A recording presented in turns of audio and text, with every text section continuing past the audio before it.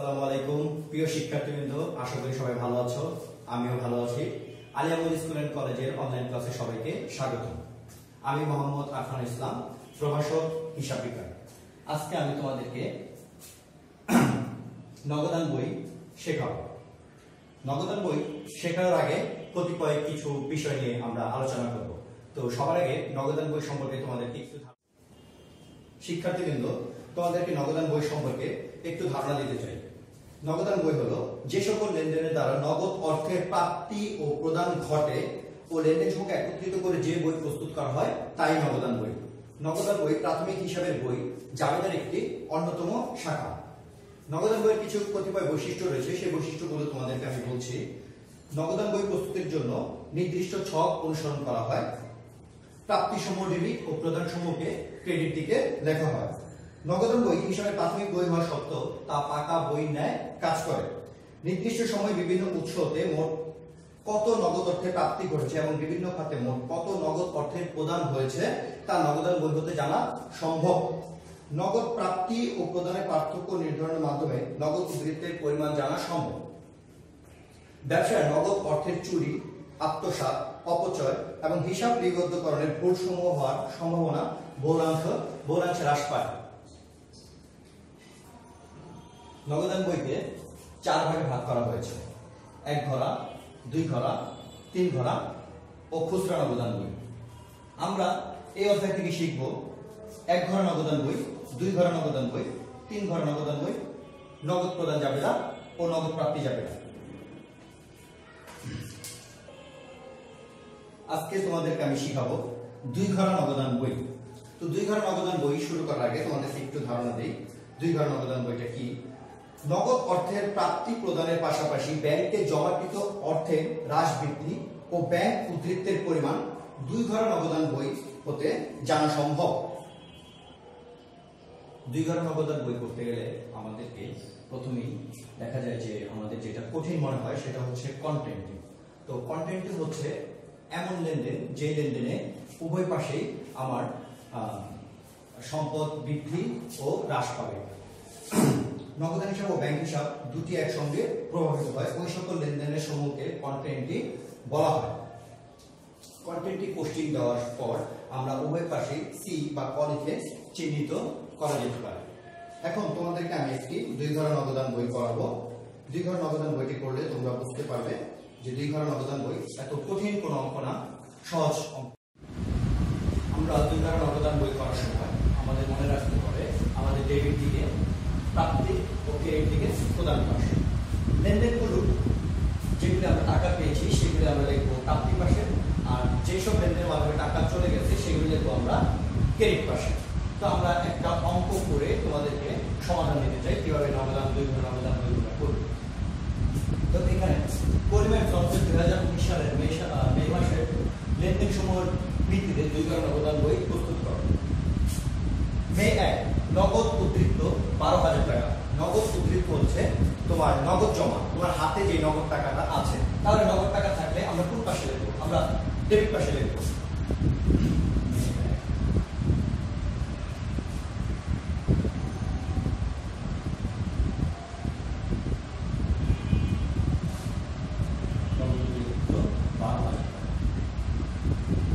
অপরদিকে ব্যাংক জমাতিরিক্ত 3500 টাকা।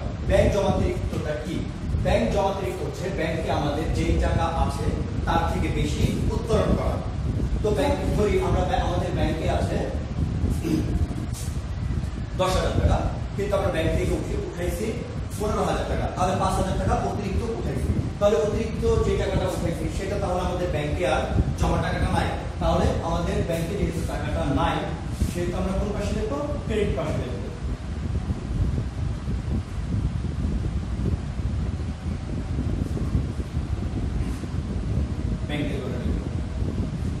মে 2 ব্যাংকে জমা দেওয়া হলো। ব্যাংকে জমা দেওয়া হলো কি একটি কন্টেন্টে। তাহলে উভয় পাশে আমাদের এই লেনদেনটি পোস্টিং হবে। ব্যাংকে জমা দেওয়া হলো, তাহলে ব্যাংকে জমা দিলাম আমরা 4,000 টাকা। যেহেতু ব্যাংকে জমা দিলাম, ব্যাংকে আমার টাকা বৃদ্ধি পেল, অন্যদিকে আমার নগদ টাকাটা চলে গেল, সেই জন্য আমাদের ক্রেডিট পাশে লিখতে হবে। এখন আমরা বিবরণটা লিখে নিই। আমাদের নগদান বইয়ের নিয়ম হচ্ছে আমরা যেই নামটা দিই, যেই ঘরের নামটা দিই, ব্যাংকের ঘরে যে টাকাটা লিখছি আমাদের নামটা দিতে হবে নগদান হিসাব। সেম নাম দেওয়া যায় না, ঘরের নামে দেওয়া যায় না, সেজন্য আমরা এখানে নগদান হিসাব লিখবো। আর এখানে যেহেতু ব্যাংকের ঘরে টাকা আছে, সরি এখানে নগদানের ঘরে টাকা হবে।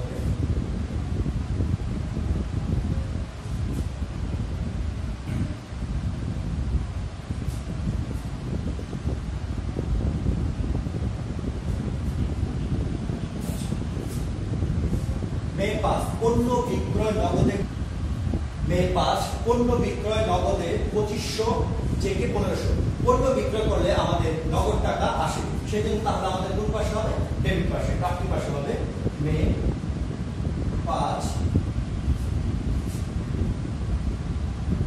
বিক্রয় হিসাব নগদে পেয়েছি 2500, চেকে 1500। চেকে যেহেতু বলছে আমাদের ব্যাংকে লিখতে হবে। এরপর মে 8 রাজীবের নিকট হতে 3000 টাকার পণ্য ক্রয় করে নগদ প্রদান 2000 টাকা। আমরা রাজীবের কাছ থেকে পণ্য 3000 টাকা ক্রয় করেছি এবং নগদ টাকা আমরা 2000 টাকা প্রদান করেছি। তাহলে প্রদান করলে আমাদের কোন পাশে হবে? ক্রেডিট পাশে।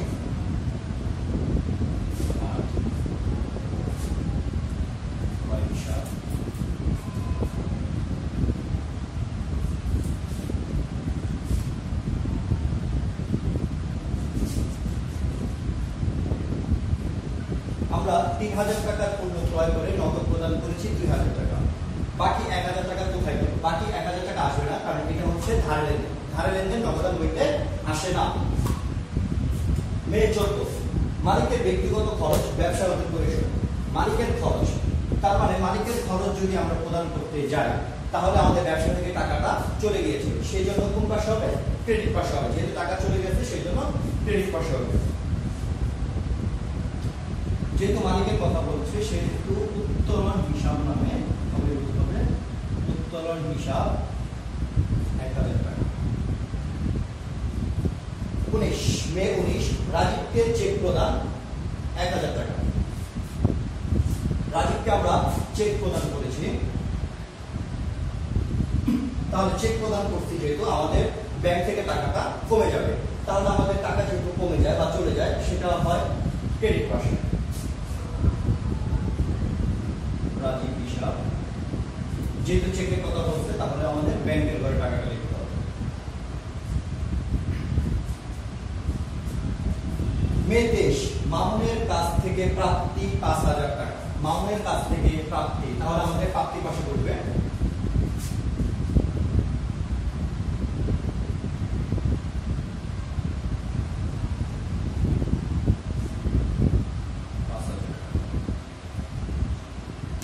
মে 24 মাসুদকে প্রদান 5000 টাকা। এখানে বলাই আছে প্রদানের কথা, তাহলে প্রদান থাকলে আমাদের কোন পাশে? ক্রেডিট পাশে।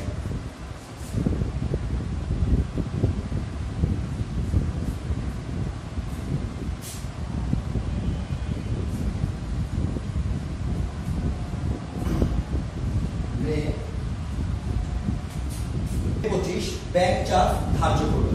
ব্যাংক চার্জ যদি ধার্য করে তাহলে বুঝতে হবে আমাদের ব্যাংকে যেই জমা টাকা আছে ওইখান থেকে কেটে রাখা হয়েছে।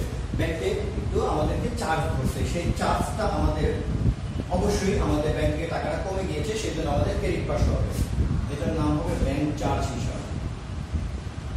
ব্যাংক চার্জ হিসাব ব্যাংকের ঘরে টাকা হবে 300। শিক্ষার্থীবৃন্দ, এখন আমাদের অঙ্কটা 80% শেষ হয়েছে।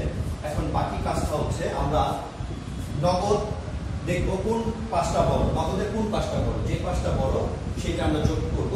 যোগ করে আমাদের যেটা ছোট পাশ সেটা আমরা বিয়োগ করব। তাহলে আমাদের নগদ এই পাঁচটা বড়, যদি এই পাঁচটা আমি যোগ করি 12,000, 12 আর 5 17, 17 আর 2 19,500। তাহলে আমরা নগদ পয়েন্ট যোগ করে কত পেলাম? 19,500 টাকা। এখন আমরা নগদ এই পাশটা বিয়োগ করব। 19,500 মাইনাস 4,000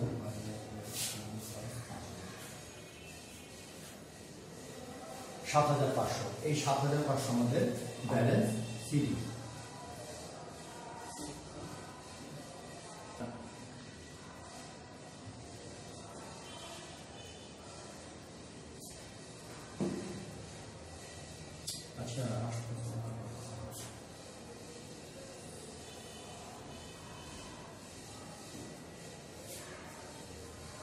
30 ব্যালেন্স সিডি কত পেলাম আমরা 7500 টাকা।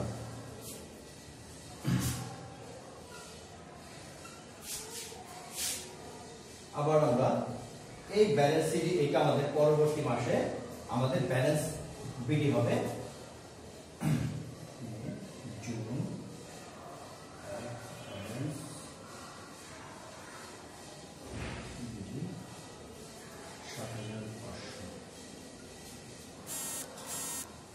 এখন আমাদের আবার ব্যাংকে যোগ করতে ব্যাংক কোন পাশ বেশি, ব্যাংক এই পাশটা বেশি, ডেবিট পাশ 5500 মাইনাস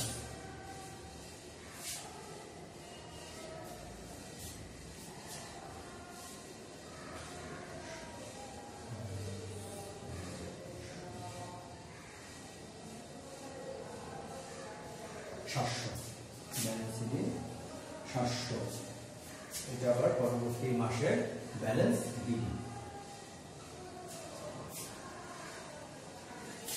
তো শিক্ষার্থীবৃন্দ আমরা এখানে ব্যালেন্স সিডি পেলাম কত 700, এটা আবার আমাদের পরবর্তী মাসে ব্যালেন্স বিডি নামে শুরু করব 700 টাকা দিয়ে। প্রিয় শিক্ষার্থীবৃন্দ, আমরা এখন তোমাদেরকে আরেকবার অঙ্কটা নিয়ে আরেকবার বলতে চাই, আরেকবার তোমাদেরকে একটু ধারণা দিতে চাই। আশা করি তোমরা সবাই বুঝতে পেরেছো, তো আরেকবার বললে তোমাদের কি সুবিধা হবে। তো মে 1 নগদ উদ্ধৃত 12,000 টাকা এবং ব্যাংক জমাতিরিক্ত 3500 টাকা।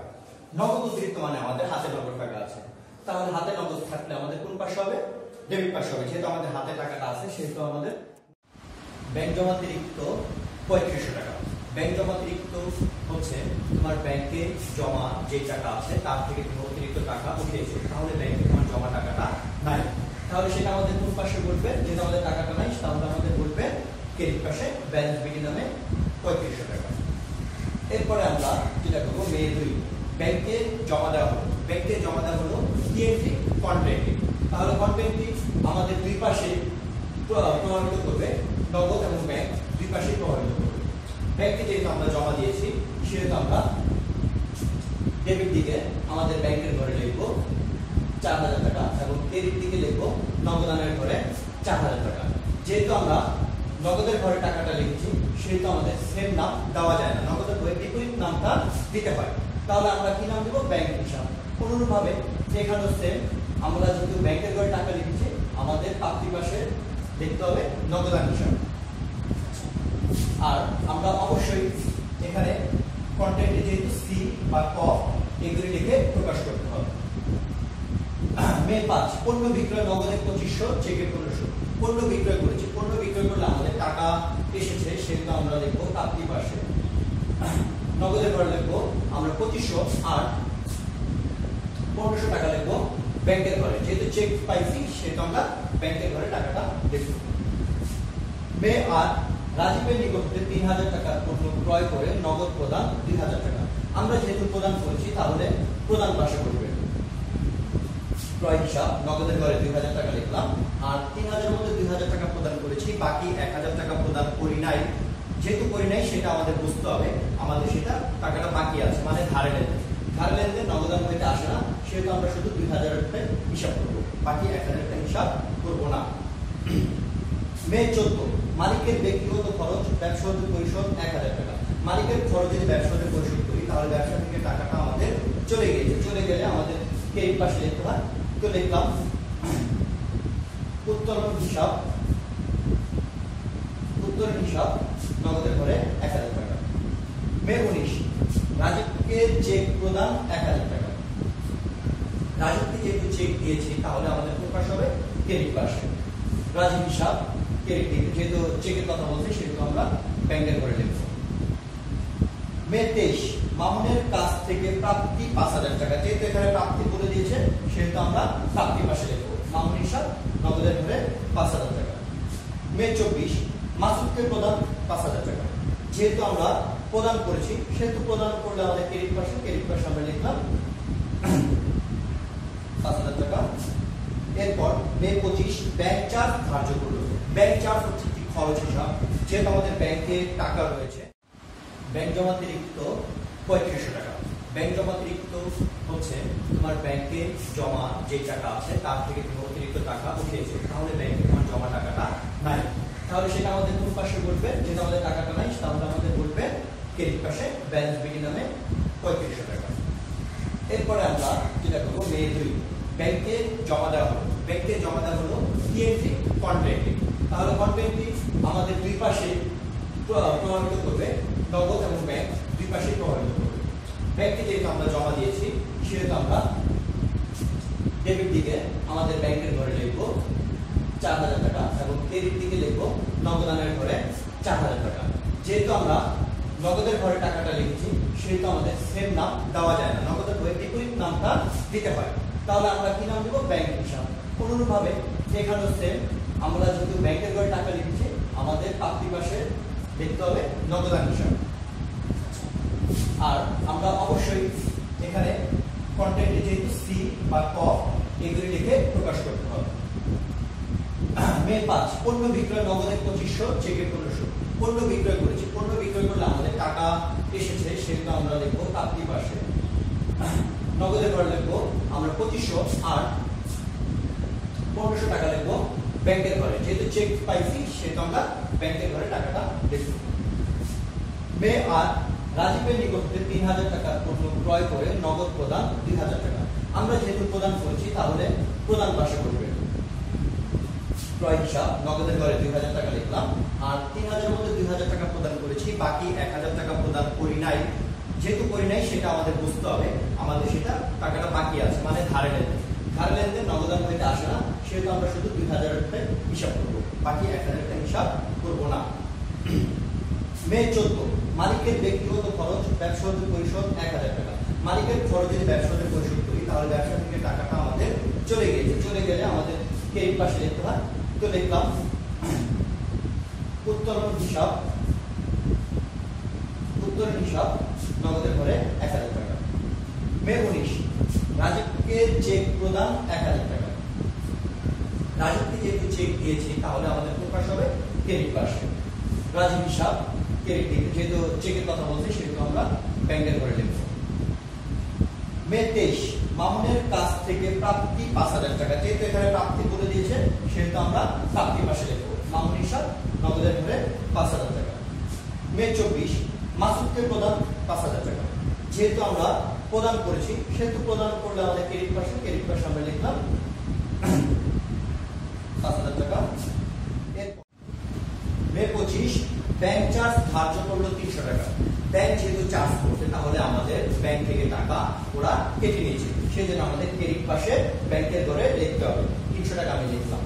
এখন আমাদের কাজ করতে হবে নগদান থেকে নগদান বিয়োগ, ব্যাংক থেকে ব্যাংক বিয়োগ, নগদ টাকা থেকে নগদ টাকা বিয়োগ, ব্যাংকের টাকা থেকে ব্যাংকের টাকা বিয়োগ। এখন আমরা দেখব কোন পাঁচটা বড়। আমরা দেখি আমাদের নগদ ডেবিট সাইডটা বড়, ডেবিট সাইডটা আমরা যোগ করে পেলাম 19500 আর ক্রেডিট দিকে আমরা বিয়োগ করলাম, এই টাকাকে যোগ করে আমরা 19500 থেকে এই টাকাগুলিকে যোগ করে আমরা বিয়োগ করলাম। বিয়োগ করার পর আমরা ব্যালেন্স সিডি 7500 টাকা পেলাম। আমাদের এখন হাতে নগদ বা নগদ অতিরিক্ত আছে 7500। এই 7500 আমরা আবার পরবর্তী মাসে ব্যালেন্স বিডি নামে, তখন নাম হবে ব্যালেন্স বিডি 7500 টাকা। ঠিক অনুরূপভাবে ব্যাংকে আমরা দেখব কোন পাশ বড়। ব্যাংকে আমাদের এই পাঁচটা বড়, ডেবিট পাঁচটা বড় 5500। এখান থেকে আমরা এই পর্যন্ত বিয়োগ করব, বিয়োগ করে আমরা কত পেলাম? 700। এই 700 হচ্ছে ব্যালেন্স সিডি, এটা আমাদের ব্যাংকে জমা রয়েছে। এটাই আবার আমাদের পরবর্তী মাসে ব্যালেন্স বিডি নামে শুরু করতে হবে 700 টাকা। তো প্রিয় শিক্ষার্থীবৃন্দ, তোমাদেরকে আমি একটি কাজ দিতে চাই, যে কাজটি করলে তোমরা অনেকটা নিশ্চিত হতে পারবে তোমরা নগদান বই সম্পর্কে।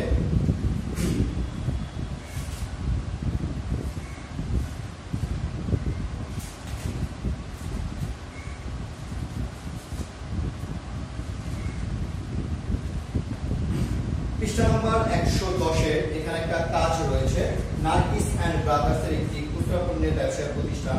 উক্ত প্রতিষ্ঠানের নিম্নোক্ত লেনদেন সমূহ 2017 সালের নভেম্বর মাসে সংগঠিত হয়। এখানে একটা 2 ধারা নগদান বই আছে, এই নগদান বইটি তোমাদের বাড়ির কাজ থাকবে। আশা করি সবাই অঙ্কটি করবে। আজকের মতো আমি এখানে বিদায় নিচ্ছি। সবাই ভালো থেকো, সুস্থ থেকো, stay home and stay safe.